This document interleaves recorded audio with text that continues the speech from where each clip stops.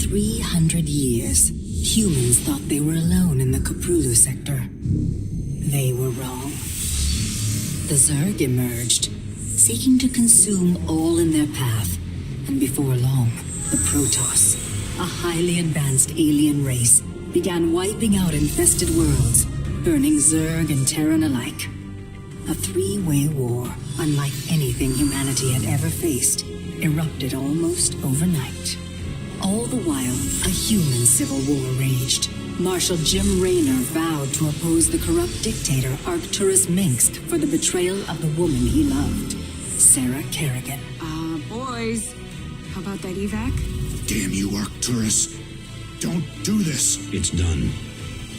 Helmsman, signal the fleet and take us out of orbit.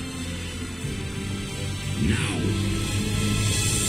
Karrigan, a loyal operative, was left to die at the hands of the Zerg.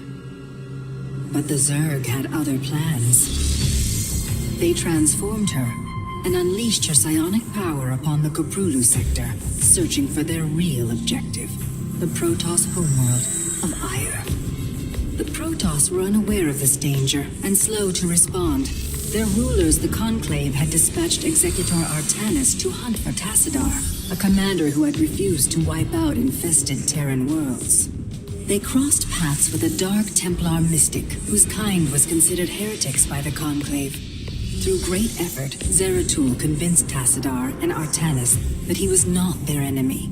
Together they rallied more Protoss from both factions against the Zerg. Despite the Conclave's fury, they achieved significant victories against the Swarm. But when Zeratul struck down one of the Overmind Cerebrates, his own mind was left vulnerable. From his thoughts, the Overmind gleaned Ire's true location, and the Swarm descended upon the Protoss homeworld with all their might and fury. It was Tassadar who kept the Templar from extinction that day. Using the power of both the Templar and the Dark Templar, he sacrificed himself to kill the Overmind. Ire was lost, but Artanis led the survivors to the Dark Templar's homeworld of Shakuras. Old prejudices were set aside. The Templar were now in the Dark Templar's debt. Without the Overmind, the Swarm fractured. Karrigan sought control of all the Zerg, even enlisting the aid of old friends and enemies like Raynor, Mengsk, and Zeratul. Once her rule was uncontested, the Queen of Blades betrayed them all. Billions of humans and Protoss were killed. The Zerg stood unchallenged, but to the relief of all, the war seemed to end there. Zeratul suspected the Zerg had fallen under the control of dark forces. He uncovered prophecies stating that an ancient entity, Amon, was attempting to merge Protoss and Zerg lifeforms into an unholy hybrid, and that this evil might already have control of Karrigan and her power. It was during this time that Executor Artanis, hailed as a hero, was made leader of both the Templar and the Dark Templar.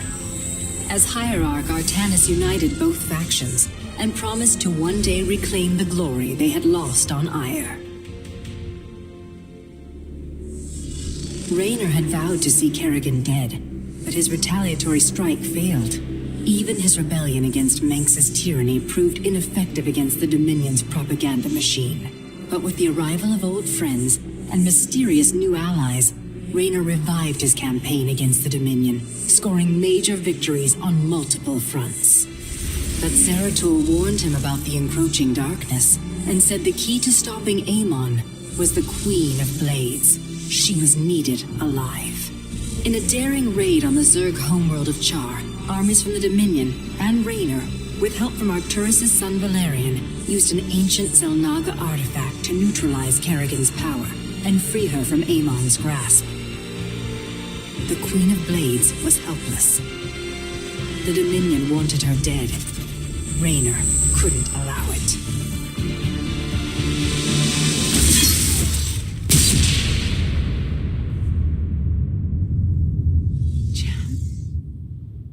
It's okay.